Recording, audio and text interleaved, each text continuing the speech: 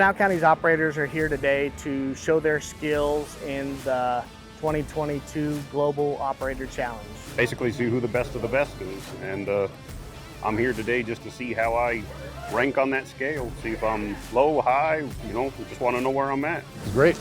I love it. I think it shows, how much we know as operators in Pinal County, how, skilled and talented our operators are.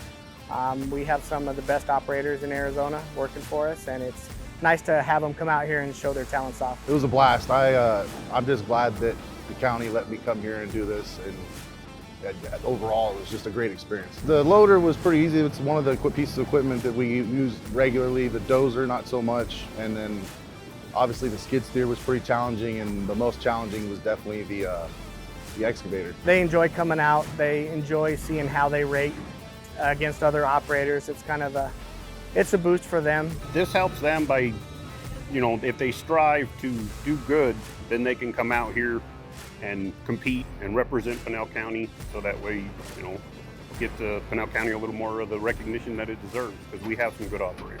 I like to compete, and the competition makes it fun, but I just like to be able to be versatile on different pieces of equipment and get to run stuff that I don't normally run. And that way I get seat time and get better at just being an operator in general. It helps us by, something different that we wouldn't normally do.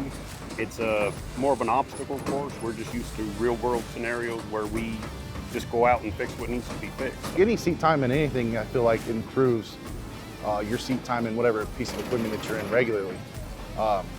Every minute counts, and I always try to take advantage of every minute I can being in a piece of equipment. I definitely plan on being in the safety rodeo, and definitely a good warm-up.